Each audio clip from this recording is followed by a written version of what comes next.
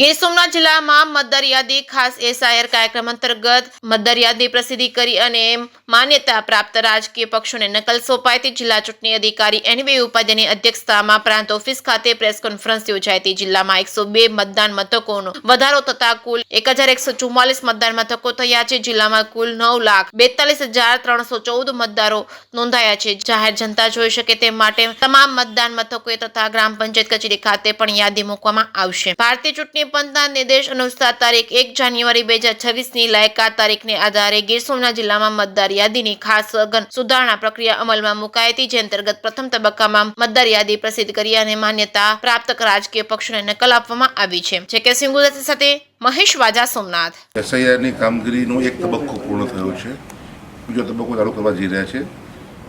જે તબક્કો પૂર્ણ થયો છે અંતર્ગત આપણે આજે ડ્રાફ્ટ મતદાર યાદી પ્રસિદ્ધ કરી છે અને 1/1/26ની લાયકાતની સ્થિતિએ આપણે જે કાર્યવાહી ચાલુ કરી હતી એ ઘરે ઘરે EF એટલે કે એન્યુમરેશન ફોર્મ્સ આપણે આપીને મતદારો પાસેથી વિગત માંગી હતી, તે કામગીરી આપણે પૂર્ણ કરીને તેનું જે આગળની કામગીરી કરવાની હતી એ આજે ડ્રાફ્ટ પ્રસિદ્ધ કર્યો છે। ગીર સોમનાથ જિલ્લામાં 4 મતદાર વિભાગ છે, 90 સોમનાથ, 91 તલાલા, 92 કોડીનાર અને 93 ઉના। આ ચારે થઈને આપણી પાસે અત્યારે કુલ જે ડ્રાફ્ટ રોલ છે એમાં 9,42,314 મતદારોના નામ આપણે આમાં સમાવેશ કર્યા છે, જ્યારે 21,471 મતદારો નામ આપણે કમી કર્યા છે। કમી કરેલ તમામ મતદારોના નામ માન્યતા પ્રાપ્ત રાજકીય પક્ષોને આપવામાં આવ્યા છે। એ ઉપરાંત CEO સાહેબની વેબસાઇટ ઉપર અને DOની વેબસાઇટ ઉપર પણ આ નામો પ્રસિદ્ધ કરવામાં આવેલા છે। જે નામો કમી થયા છે એ લોકોએ જો હવે નામ ફરીથી દાખલ કરાવવું હશે તો ફોર્મ નંબર 6માં તેઓએ એમનો દાવો રજૂ કરવો પડશે અને ત્યારબાદ ERO એના ઉપર નિર્ણય કરશે।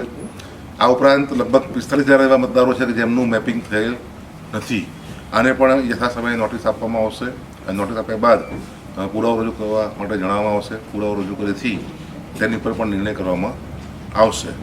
આ સમગ્ર પ્રક્રિયા પૂર્ણ કરીને આગામી 17/2/2026ના રોજ આ મતદાર યાદીનું આખરી જે છે પ્રકાશન એ બહાર પાડવામાં આવશે અને ત્યારબાદ એ મતદાર યાદીને આપણે માન્ય મતદાર યાદી તરીકે ગણવાની રહેશે। આ યાદી આપણે પ્રસિદ્ધ કરી એ પહેલાં આપણી પાસે 1,042 બૂથો હતા, હવે એ વધીને 1,144 એટલે કે 102નો વધારો થયો છે।